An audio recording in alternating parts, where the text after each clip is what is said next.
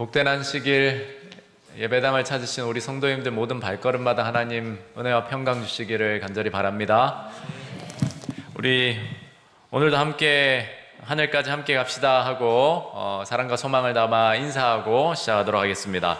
옆 사람과 뜨겁게 사랑과 소망을 담아 오늘도 인사하고 시작하겠습니다. 네, 하늘까지 함께 갑시다. 네.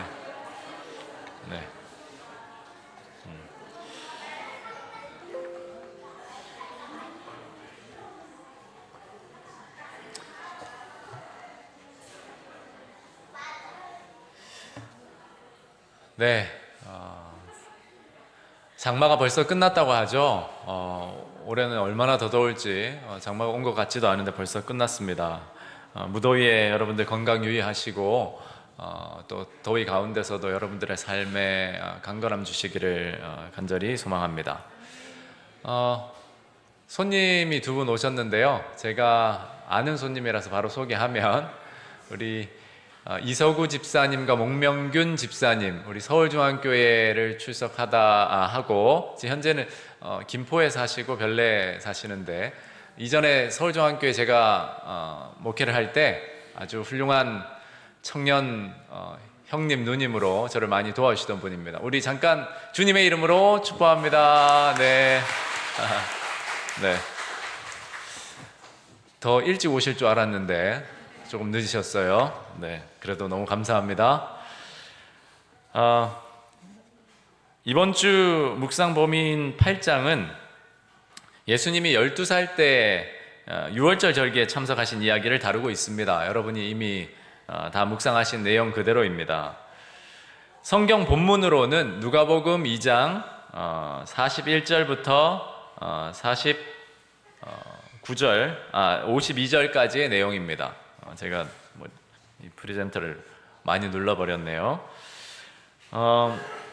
예수님 공생의 당시, 사실 지금도 유대인에게는 그렇지만 특별히 남자아이에게 있어서 12살은 매우 의미 있는 해였습니다.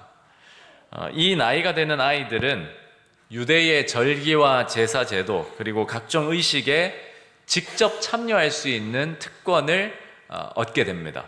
그 전까지는 멀리서 이렇게 바라보고 지켜보는 수준이었다면 12살 때부터는 직접적으로 그 절기에 성인들과 함께 참여하는 그런 특권을 얻게 되는 나이가 12살입니다. 그리고 그렇게 12살이 되는 해에 1년 동안 모든 절기에 참석하고 예배 제사 제도를 직접적으로 이렇게 배우고 난 다음에 그 해가 차면, 즉 만 12세, 우리 익숙한 나이로는 13살이 되면 비로소 바르 미츠바라는 율법의 아들이라는 호칭을 얻게 됩니다. 여러분들이 시대의 소망을 읽으시면 12살에 이 호칭을 얻었다라고 혹 이해하실 수도 있는데 정확히 말하자면 만 12세, 12살은 그러니까 1년 동안 그런 교육을 받는 일종의 성인식 해와도 같습니다. 물론 예수님이 12살 때 처음으로 유월절에 참석하신 것은 아니에요. 오늘 우리가 살펴볼 본문 41절에도 보시면 매해 요셉이 그 절기를 따라서 예루살렘에 올라가서 예배를 드렸다라고 나와 있습니다. 그것을 보면 예수님은 적어도 아주 어린 시절부터 부모를 따라서 이스라엘 성인 남성이 의무적으로 참석해야 하는 그 절기들을 함께 참석하셨다는 사실을 추측할 수 있어요. 그럼에도 불구하고 12살에 예수님이 참석하신 유월절이 특별했던 이유는 이전 절기 참석과는 달리 다른 유대인 성인 남성들처럼 율법을 낭독하고 성전에서 질문과 답변을 나누고 또 여러 공적인 신앙 행위들에 참여할 첫 기회를 얻었기 때문이었습니다. 그러나 그보다도 더 특별한 이유가 있습니다. 그것은 예수님이 그분의 인생에 있어서 가장 중요한 깨달음 두 가지를 얻으셨기 때문입니다.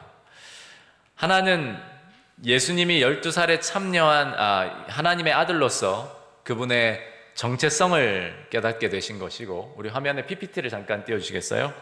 네. 다른 하나는 하나님의 아들로서의 사명을 깨닫게 되셨습니다. 우리는 그 사실을 오늘 본문 49절에서 확인할 수 있습니다. 예수께서 이르시되 어찌하여 나를 찾으셨나이까? 내가 내 아버지 집에 있어야 될 줄을 알지 못하셨나이까 하시니. 네, 첫 번째로 예수님 무엇을 깨달으셨냐 하면 하나님이 자신의 친아버지이심을 깨닫게 됐어요. 하나님의 아들로서 자신의 정체성을 깨달은 거예요.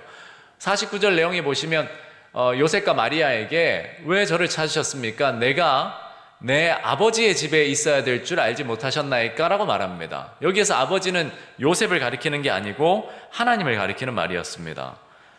즉 예수님이 자신이 하나님의 아들이라는 이 정체성을 가지게 된 시점이 바로 이 12살 유월절 예식에 참여할 때였다라는 말입니다. 두 번째로 예수님은 이때 하나님의 아들로서 자신이 하나님이 계획하시고 이루시려는 일을 행해야 함을 깨달으셨어요. 자신의 사명을 깨닫게 되신 것이죠. 그 내용도 49절에서 유추할 수 있습니다. 내가 내 아버지 집에 있어야 될 줄 알지 못하셨나이까? 내가 내 아버지 집에 있어야 될 줄이라는 예수님의 말씀은 얼핏 보면 그분의 사명과 관계가 없어 보입니다. 그런데 이 말씀을 헬라어 성경 원문의 뜻으로 살펴보면 아버지의 집으로 번역될 말이 아니고 아버지의 것들, 아버지의 일들로 번역되어야 더 적합합니다.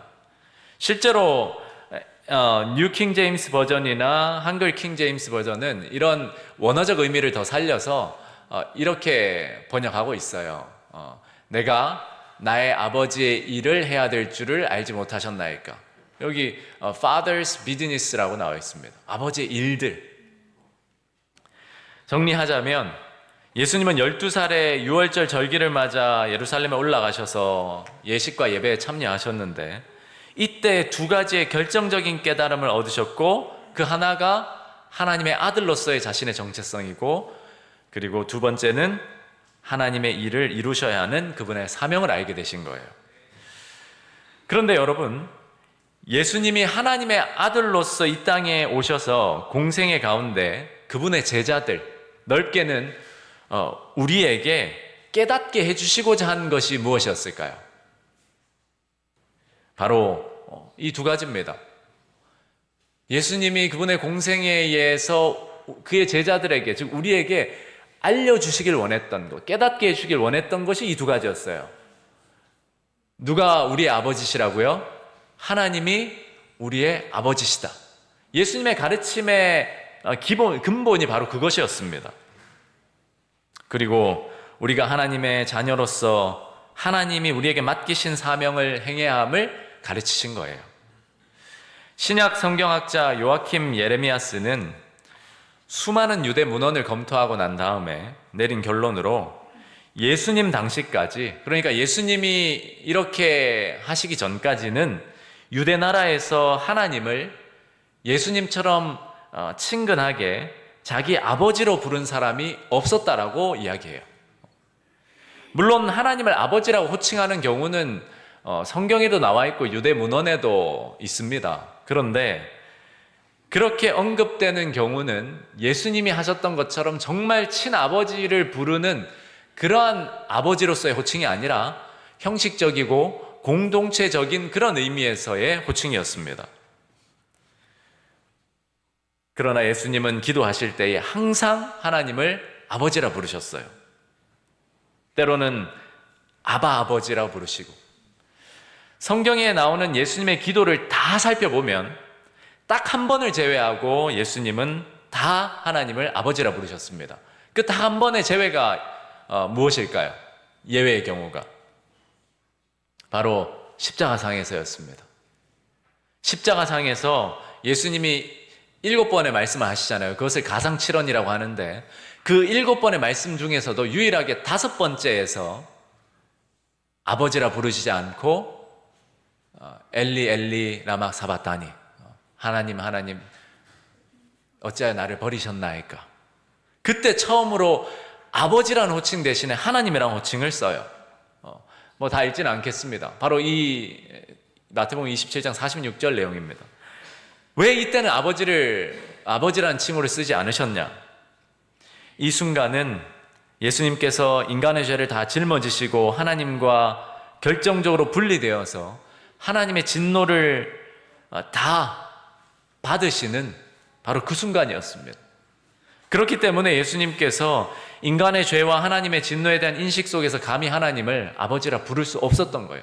다만 하나님의 긍휼에 자신을 내어 맡기고자 하나님을 부르짖었던 거예요.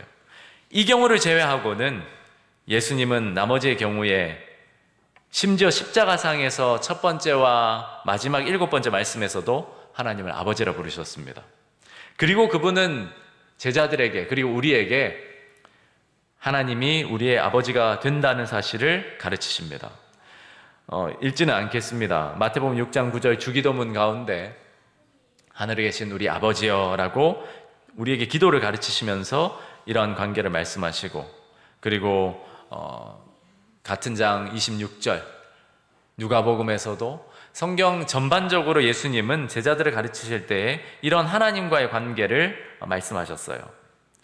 또한 예수님은 제자들에게 하나님이 그들에게 맡기신 하나님의 일을 하도록 가르치시고 훈련시키셨습니다. 즉 사명을 주신 거예요. 하나님과의 관계를 형성시켜 주시고 그들의 정체성을 깨닫게 하신 다음에는 그 정체성을 가지고 무엇을 해야 하는지를 알려주신 겁니다. 그것이 바로 하나님이 행하시는 일들을 하라는 거였어요. 예수님도 직접 그렇게 말씀하셨습니다. 자기가 하나님을 위해서 아무 일이나 행하는 것이 아니고 하나님이 행하시는 것을 나도 행한다라고 그렇게 말씀하셨어요. 그래서 나를 보내신 이의 뜻대로 한다. 내가 아버지께서 일하시니 나도 일한다. 이것이 예수님이 제자들에게 강조하신 사명의 본질이었습니다. 지금까지의 내용을 종합해 보면 예수님은 자신의 정체성과 사명을 깨달으신 후에 그분의 공생애를 통해서 그분의 제자들, 즉 우리에게 하나님의 자녀로서의 정체성과 사명을 깨닫도록 가르치셨다라고 할 수 있습니다. 그런데 여기에서 중요한 질문을 한 가지 생각해 볼 필요가 있습니다. 예수님은 그러면 어떻게 그 정체성을 깨닫고 사명을 인식하게 되신 걸까요? 물론 12살 되던 해에 유월절 절기에 참석하시면서입니다. 그런데 유월절 절기는 이전에도 참석하셨잖아요. 그런데 왜 12살이 되던 해에 참석하셨을 때 그것을 깨달은 걸까요? 6학년이라서 그렇습니까? 12살에 참여하신 유월절은 유년 시절 어머니의 손을 잡고 멀리서 구경만 하던 때와 달리 처음으로 희생제물이 구별되고 피 흘려지며 드려지는 장면을 볼 수 있게 된 해였습니다. 그것을 우리가 당시 제사가 행해졌던 헤롯 성전의 구조로서 한번 살펴볼 수 있습니다. 잘 안 보이실 텐데 대략 예수님 당시에 헤롯 성전이 이렇게 지어졌다라고 학자들이 이야기합니다. 그런데 유년 시절, 그러니까 12살이 되기 전까지는 예수님이 어디까지 들어가실 수 있었냐 하면 여기 빨간색 동그라미가 쳐져 있는 여인들의 뜰, 즉 유대인들도 여인들은 여기까지 나갈 수 있었어요. 그리고 12살이 되기 전에 어린아이들도 어머니의 손을 잡고 여기까지 들어갈 수 있었어요. 그러니까 제사제도가 행해지는 그 장면을 자세하고 직접적으로 목격할 수가 없었습니다. 그런데 12살이 되던 해에 성인 남성들과 함께 그 제사제도에 직접 참여할 수 있는 그 특권을 얻으신 때는 바로 파란색 동그라미가 되어 있는 이스라엘의 뜰이라 불리는 바로 이곳으로 나갈 수 있었어요. 그러므로 예수님이 그분의 정체성과 사명을 깨닫게 된 계기가 무엇인가 질문한다면 유월절 어린 양을 제사 지내는 그 장면, 즉 대속제물의 희생을 보게 되었을 때라고 말할 수 있습니다. 소년 예수께서 처음으로 성전을 바라보셨다. 그는 흰 두루마기를 입은 제사장들이 엄숙한 성전 봉사를 행하는 것을 보셨다. 향연이 하나님 앞으로 올라갈 때 그는 다른 경배자들과 함께 머리 숙여 기도하셨다. 그는 그 감명적인 유월절 예식들을 목도하셨다. 그는 날마다 그 예식들의 의미를 더욱 분명히 깨닫게 되셨다. 의식의 모든 행사는 자신의 생명과 관련이 있는 듯이 보였다. 새로운 충동이 그의 마음속에서 일어나고 있었다. 그는 조용하고 열심히 어떤 큰 문제를 풀어내시려고 하는 듯이 보였다. 당신의 사명의 신비가 구주에게 공개되고 있었다. 네. 소년 예수께서 처음으로 성전을 바라보셨다. 이 말은 예수님이 이전에 성전을 모르셨다는 게 아니라 12살이 되면서 처음으로 그 제사 제도를 직접 보게 되신 거예요. 그러면서 그분의 마음에 그분의 정체성이 계시되고 그분의 사명이 인식되었던 것입니다. 여러분, 우리가 그리스도인으로서 우리의 정체성을 깨닫게 되는 순간이 언제일까요? 우리의 사명을 인식하게 되는 순간이 언제입니까? 바로 예배 때입니다. 예배 때. 우리가 예배를 드릴 때 우리는 우리의 정체성을 인식하게 돼요. 우리가 누구인지, 우리가 어디로부터 왔는지, 또 예배를 드리면서 우리가 우리의 사명을 생각하게 되죠. 우리가 어떻게 살아야 하는지. 예배는 하나님을 예배하는 가운데 우리의 가치를 그리고 정체성을 확인하고 또 발견하게 하는 자리입니다. 그래서 우리는 예배를 최고의 가치로 여겨야 합니다. 예배는 우리가 누구인지를 잊지 않도록 정기적으로 말하자면 업데이트해주는, 갱신해주는 하나님이 마련하신 일종의 안전장치입니다.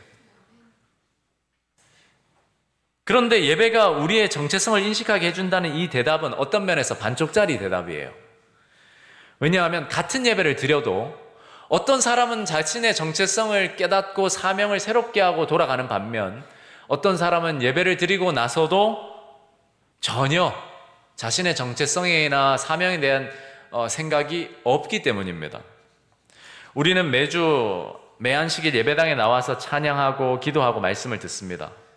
그런데 이상하게도 같은 말씀을 듣고 같은 찬양을 드려도 어떤 사람은 삶의 방향을 새롭게 정하고 사명감에 불타오르는데 어떤 사람은 아무 감동도 없이 예배를 마치곤 합니다. 이 차이가 어디에서 발생할까요? 그것은 바로 우리의 시선입니다. 우리가 무엇을 바라보고 무엇을 생각하고 있느냐 하는 것입니다. 좀 더 구체적으로 말하자면 우리가 예배를 통해 우리의 정체성을 바르게 깨닫게 되는 때는 하나님의 어린 양 예수 그리스도의 대속하시는 희생과 그 사랑을 주목하여 보는 순간입니다. 예수님도 이전에는 절기를 다 참석하셨어요. 그러나 유월절 어린 양의 그 대속하는 그 희생의 장면을 목도하실 때에 그의 정체성을 깨닫고 그의 사명을 인식하게 되신 거예요. 우리도 마찬가지입니다. 수없이 드려지는 예배 가운데 우리가 우리의 시선을 예수 그리스도 하나님의 어린 양에게 고정하고 그 예수님이 우리에게 어떠한 의미를 지니신지를 생각할 때 비로소 우리는 우리의 정체성을 깨닫게 됩니다. 어떤 사람은 교회 예배를 드리러 와도 하나님을 불편해합니다. 하나님을 두려워하고 때로는 하나님이 너무 가혹하다라고 여겨요. 무엇을 놓치고 있기 때문이죠? 예수님을 놓치고 있기 때문입니다. 예수님이 우리에게 어떠한 분이신지, 하나님이 그분의 독생자를 우리에게 주셨고 그 독생자가 바로 예수님이심을 우리가 생각하고 바라본다면 우리는 우리의 정체성을 바르게 이해하게 돼요. 우리는 비로소 그제서야 하나님을 아바 아버지라 부를 수 있게 됩니다. 그저 공동체에서 형식적으로 부르는 아버지 말고 진짜 아빠로 부르게 되는 거예요. 예수님은 유월절 절기에 참석하셨기 때문에 그분의 정체성을 깨닫게 되신 것이 아니고 그 예배 가운데 희생당하는 어린 양을 보면서 자신의 정체성과 사명을 인식하게 되셨습니다. 우리도 마찬가지입니다. 그저 예배에 참여하는 행위를 통해 우리가 우리의 정체성과 사명을 인식하고 깨닫는 건 아닙니다. 예배의 중심에 계시는 예수 그리스도, 우리를 위해 피 흘리시고 죽었다가 다시 사신 그리스도를 믿음으로 바라볼 때 우리는 우리가 누군지, 우리가 어떠한 사랑을 받은 자인지, 우리가 어떻게 살아가야 할 사람들인지를 인식하고 깨닫게 돼요. 그때 우리는 우리가 하나님의 자녀됨을, 그 확신을 가지고 하나님이 우리를 이 땅에 두신 목적을 바르게 이해하게 됩니다. 영접하는 자, 곧 그 이름을 믿는 자들에게는 하나님의 자녀가 되는 권세를 주셨으니 이는 혈통으로나 육정으로나 사람의 뜻으로 나지 아니하고 오직 하나님께로부터 난 자들이니라. 네. 그러므로 우리는 예배를 드릴 때 늘 무엇을 생각해야 하냐면 예수님을 생각해야 합니다. 의도적으로 그렇게 생각해야 돼요.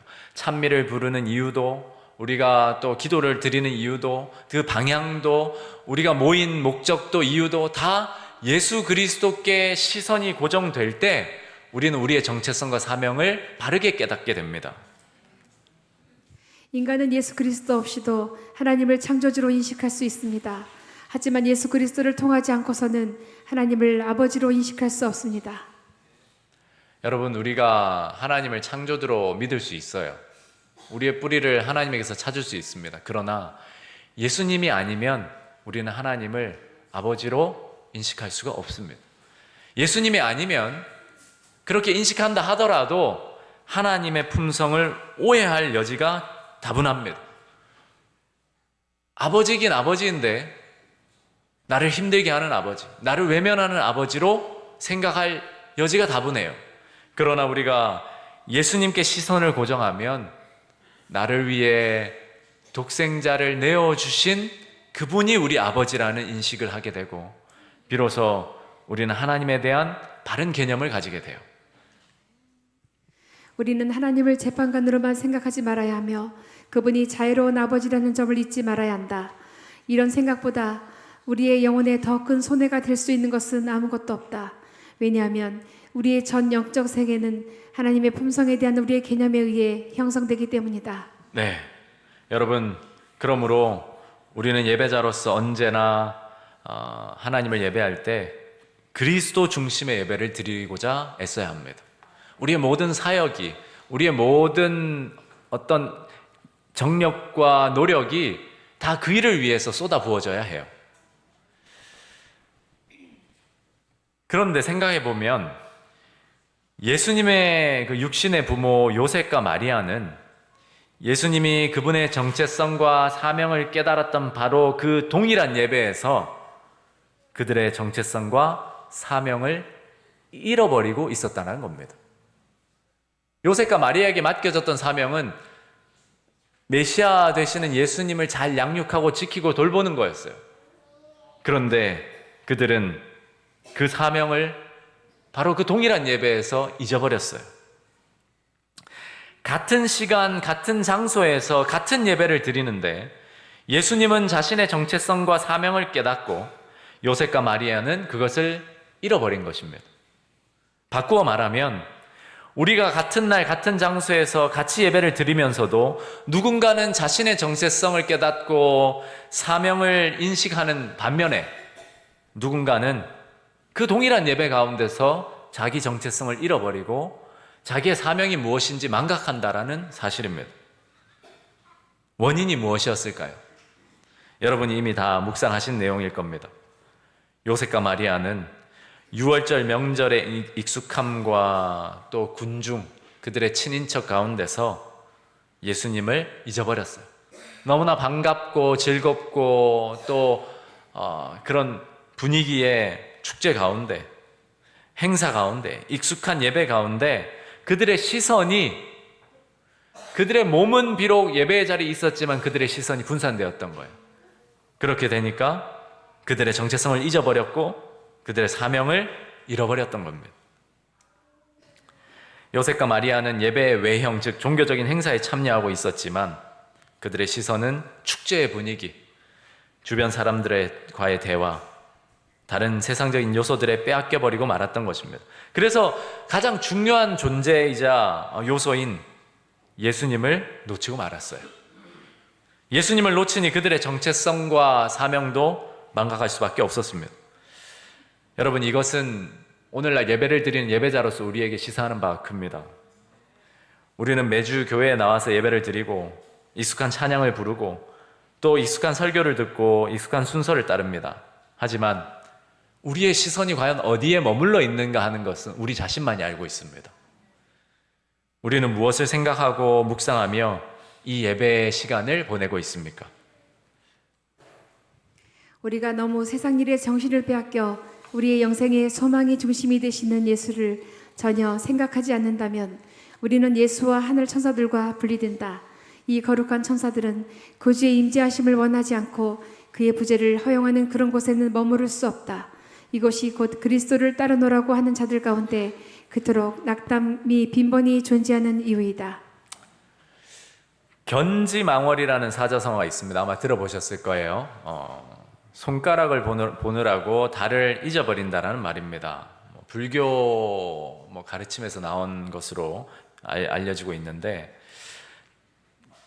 달을 보라라고 손가락을 가르쳤는데 달은 보지 않고 손가락만 보다가 달을 잊어버리는 거예요. 본질을 놓치면 안 된다는 교훈을 담고 있는 말이죠. 여러분, 예배도 마찬가지입니다. 우리가 예배자로서 견지망월을 경험할 때가 종종 있을 수 있어요. 예배의 모든 요소, 찬양, 기도, 말씀, 또 예식, 이 모든 것들, 성만찬이든 침례식이든 이 모든 것들은 우리를 예수 그리스도에게로 이끌기 위한, 우리의 시선을 예수님께로 향하게 하기 위한 무엇이죠? 손가락입니다. 그런데 우리가 자칫 이 손가락을 보다가 정작 달을 잊어버릴 수 있다는 거예요. 아름다운 찬양을 하나님께 올리는데 우리가 그 찬양에 매료되면서 누구를 잊어버릴 수 있다고요? 네. 설교자가 앞에서 설교를 하는데 너무 잘생긴 거예요. 그러면 누구를 잊어버려요? 물론 새천사교회는 그럴 일이 절대 없습니다. 여러분은 정말 복받은 사람들이에요. 그런데 우리가 예배를 드릴 때 견지망월을 많은 곳에서 경험한단 말이에요. 때로는 사람 때문에 시험을 받아서 예수님을 잊어버려요. 어떻게 저 사람이 여기 앉아 있어? 여러분, 그 사람의 존재도 뭐라는 것이죠? 손가락입니다. 예수님을 생각하고 바라보게 하라는 하나님의 손가락인 거예요. 여러분, 우리가 예배를 드린다고 하지만 손가락을 보면서 예배 드릴 때가 혹 있진 않은지 우리가 살펴봐야 합니다. 모든 예배의 요소들은 다 예수님을 향하게 되어야 합니다. 그래서 제가 말씀드렸잖아요. 찬양을 하면 힘차게 박수를 치자. 그런데 그 박수가 어디로 가야 된다고요? 손가락이 아닌 달로 가야 한다는 것이죠. 예수님께 정말 마음으로 예수님 감사합니다. 저도 비록 입술로 찬양하진 않았지만 이 찬양에 동일하게 아멘하고 제 마음을 하나님께 바치고 싶습니다. 박수 치는 거예요. 얼마나 은혜롭습니까? 거기에서 우리의 정체성이 살아나는 거예요. 그런데 와, 진짜 끝내준다. 이건 손가락한테 치는 거죠. 이렇게 되면 그때부터 우리의 정체성을 잃어버립니다. 비교하기 시작해요. 나는 저렇게 못하는데, 나는 저것보다 잘하는데, 저 사람은 이렇고 저렇고, 이거는 이렇고 저렇고. 여러분, 예배의 음악에 있어서도 마찬가지입니다. 우리 재림교회는 정통적으로 보수적이기 때문에 예배 음악 요소를 많이 이렇게 이야기를 해요. 저는 그것을 존중합니다. 그러나 음악적 요소 자체가 우리가 예배드리는 대상이 아니라는 사실은 우리가 기억할 필요가 있어요. 음악적 요소는 우리로 하여금 예수님을 바라보게 하는 데 있어서 사용되는 손가락입니다. 그러니까 정확하게 가리킬 필요는 있어요. 그래서 너무 시끄럽거나 너무 정신을 산만하게 하는 그런 요소의 음악적 요소들은 배제해야 합니다. 그럼에도 우리의 마음을 감동시키고 하나 되게 하고 예수님을 바라보게 하는데 유익이 될 수 있다면 그것을 포용할 수 있는 마음도 있어야 해요. 예배의 형식이나 순서, 분위기, 심지어는 설교자나 다른 교인들에게 시선을 빼앗겨서 정작 예배의 본질인 하나님과의 만남을 놓치는 경우가 얼마나 많은지 몰라요. 또 어떤 경우에는 설교 잘하는 목회자의 목이 메이는 경우도 있어요. 그런데 그것은 한편으로는 일리가 있습니다. 그 말인즉슨 그 설교가 누구를 가리키고 있다는 거죠? 예수님을. 그런데 그렇게 해서 예수님을 바라보면 괜찮지만 그저 마음에 감동을 주고 위안을 주는 설교에 중독되듯이 그렇게 되면 꽃같이 또 정체성을 잃어버리는 거예요. 역사가 요세푸스에 따르면 AD 66년, 즉 예수님이 부활하시고 승천하신 이후에 약 30년 후에 드려진 유월절에 희생제물이 얼마나 바쳐졌는가라는 기록이 나옵니다. 물론 정확하지 않고 과장이 좀 있을 수 있지만 그 역사가 요세푸스, 공신력 있는 그 역사가는 그때 6월절에 바쳐진 총 희생제물의 수가 25만 5,600마리라고 계산을 했어요. 굉장히 좀 수학적으로 자기가 계산을 한 거예요.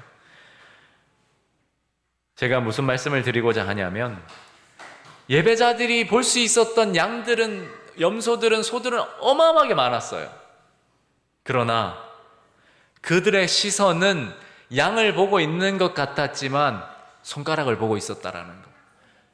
자신들의 어떤 잡생각들 또는 친구들, 걱정들, 근심들, 모든 것이 시선이 갈라져 있는 상황에서는 자기 정체성을 깨닫거나 사명을 새롭게 하는 일은 일어날 수 없었습니다.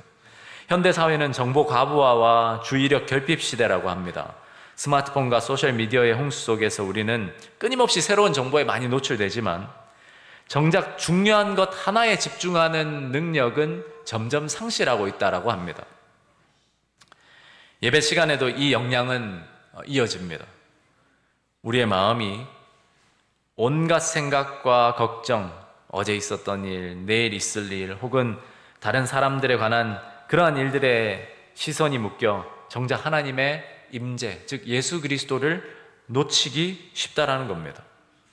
물리적으로는 예배당에 앉아 있지만 영적으로는 예수님을 잃어버린 요셉과 마리아처럼 방황할 수 있다라는 거예요. 이렇게 우리의 시선이 세상적인 것에 빼앗기게 될 때 그때 그리스도인으로서 우리의 정체성과 사명을 잊어버리는 겁니다. 그래서 내가 정말 그리스도인답게 살고 싶다, 하나님이 주시는 사명을 감당하고 싶다 한다면 가장 먼저 회복해야 할 것은 예배입니다. 예배. 우리가 가정에서 예배 드리는 것, 이 예배도 무너지기 시작하면 정체성이 다 상실돼요. 결국은 내가 누군가 하는 것은 예배를 드리는 가운데 결정되는 거거든요. 여러분, 세상에 우상을 숭배하는 많은 사람들을 생각해 보십시오. 그 사람들도 예배를 드립니다. 그런데 그들이 예배 드리는 그 예배는 무엇을 말하고 있습니까? 그들이 만든 금과 은, 돌로 만든 그 우상을 섬길 때 그들의 정체성을 뭐로 생각하는 거예요? 그럼 물질보다 아래에 있는 그런 존재로 생각하는 거예요. 그러니까 그 예배를 통해서 그들이 얻을 수 있는 것은 다른 게 없습니다. 그저 일획천금을 얻고자 손이 발이 되도록 빌 뿐입니다. 그러나 하나님께 드리는 예배는 달라요. 이 예배는 우리가 누구인지를 분명하게 알려줍니다. 우리가 어떠한 사명을 가진 자들인지를 분명히 깨닫게 해줍니다. 그리고 그 깨달음은 우리의 시선이 하나님의 어린 양이신 예수님께 고정될 때 바르게 우리에게 다가옵니다. 끝으로 한 가지 더 우리가 오늘 본문에서 생각해 볼 필요가 있는 부분이 있습니다. 앞서 살펴본 것처럼 예수님은 유월절 이 예식을 통해서 메시아로서의 그분의 정체성과 사명을 인식하셨는데 그 후에 예수님이 어떻게 하셨는가 하는 거예요.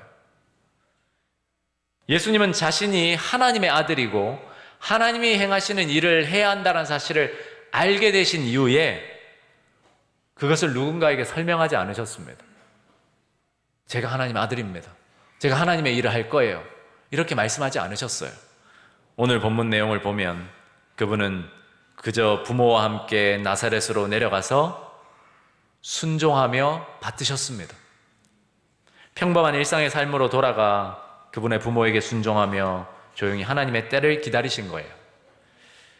우리는 때때로 그리스도인으로서 우리의 정체성과 사명을 논리적으로 설명하고 증명하려 애쓸 때가 있습니다. 물론 어떤 경우에 그 일은 필요해요. 사도 베드로도 너희의 그 신앙, 그 소명을 간직하고 기회가 될 때 말할 수 있어야 된다라고 우리에게 가르칩니다. 그러나 오늘 예수님의 모습은 달랐어요. 그분은 그분의 정체성과 사명을 일상의 평범한 삶 가운데서 순종과 기다림을 통해 나타내셨습니다. 다시 말해 그리스도인의 정체성과 사명은 말로 설명하는 것이 아니고 증명하는 것이 아니고 예수님이 하신 것처럼 일상의 평범한 삶에서 순종과 기다림으로 증거하는 것이 되어야 합니다. 그리스도인의 진정한 정체성은 평범한 삶에서부터 나타나는 것입니다. 우리의 사명은 일상의 평범한 삶에서 하나님께 순종하는 일로부터 시작되어야 합니다. 그러므로 우리 새천사 가족 여러분, 우리가 오늘 하나님께 예배를 드리기 위해 모여있지 않습니까? 매주 드리는 똑같은 예배, 똑같은 형식, 똑같은 사람들. 그럼에도 오늘 이 예배 시간에 여러분은 여러분의 정체성과 사명을 예수님 안에서 예수님을 통해 갱신하고 계십니까? 아니면 요셉과 마리아처럼 하나님의 어린 양을 바라보는 시선을 사람에게로, 사물에게로 돌려 여러분의 정체성과 사명을 잊어버리고 또는 잃어버리고 이곳을 떠나게 되는 일은 없습니까? 저는 저와 여러분들이 다시 한번 이 시간 하나님의 어린 양 되시는 예수님을 믿음으로 바라보게 되시기를 간절히 소망합니다. 그렇게 예수님을 주목하는 가운데 하나님의 사랑받는 자녀로서 우리의 정체성과 그분의 자녀에게 맡기신 사명을 바르게 인식하고 그 정체성과 사명을 다가오는 한 주의 평범한 일상의 삶에서 순종과 인내로서 나타내기를 예수님 이름으로 간절히 기도합니다. 같은 예배, 다른 열매. 꽃 같은 예배에서 누군가는 그의 정체성을 깨닫고 사명을 얻는가 반면 누군가는 그것을 잃어버리고 떠난다는 사실. 지금 우리의 시선이 어디를 향해 있는가에 달려 있습니다. 오늘 말씀을 마치면서 히브리서 12장 2절에서 3절을 다 함께 읽고 마치도록 하겠습니다. 믿음의 주여, 시작. 믿음의 주여, 또 온전하게 하시는 이인 예수를 바라보자. 그는 그 앞에 있는 기쁨을 위하여 십자가를 참으사 부끄러움을 개의치 아니하시더니 하나님 보좌 우편에 앉으셨느니라. 너희가 피곤하여 낙심하지 않기 위하여 죄인들이 이같이 자기에게 거역하신 일을 참으신 일을 생각하라. 아멘. 말씀을 마치겠습니다. 우리 함께 말씀을 나누는 시간을 갖겠습니다. 곁에 계신 두 분 혹은 세 분씩 짝을 지으시고 오늘 받은 말씀 가운데 은혜 받은 말씀과 결심을 나누시기 바랍니다.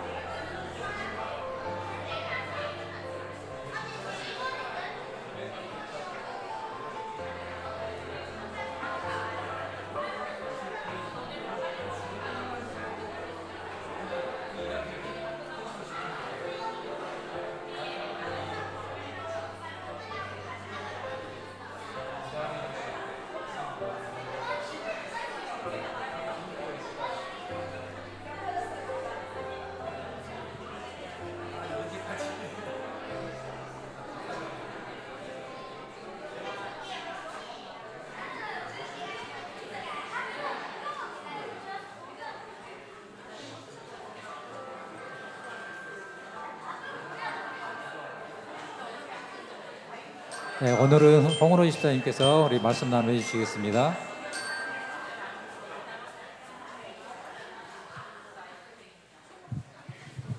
안녕하세요. 예, 저는 오늘 말씀을 통해 예배를 드리러 왔지만 저의 시선과 마음이 다른 어떤 곳에 빼앗겨서 형식적이고 기복적인 예배를 드리고 있었다는 것을 새삼 느끼게 되었습니다. 마치 카멜레온처럼 교회에서는 주홍 같은 죄를 깨끗게 해주세요라고 기도하면서 다시 다른 곳에 있거나 다른 생각을 할 때 그 세계관에 너무 어울리는 그런 색으로 물들어 있었던 게 아닌가 싶었습니다. 그래서 저는 앞으로는 예배의 중심이신 예수 그리스도, 그리고 나를 위해 2000년 전 독생자를 보내신 하나님 아버지를 온전히 바라보자, 우리가 그리스도인이고 하나님의 자녀라는 정체성을 잊지 말고 사명을 잃지 말자라고 결심하였습니다. 우리 새천사 교회 성도님들도 예수님의 마음으로 6월절 어린 양을 바라보고 예수님을 닮아 그리스도인의 사명을 살아가는 우리가 되었으면 하기를 축복드리고 기도드립니다. 아멘. 우리 홍은호 집사님 주님의 이름으로 축복합니다. 네, 헌금 봉헌 시간입니다. 부와 기가 주께로 말미암고 또 주는 만물의 주제가 되사 손에 권세와 능력이 있사오니 모든 사람을 크게 하심과 강하게 하심이 주의 손에 있나이다. 아멘. 헌금 받으러 가겠습니다.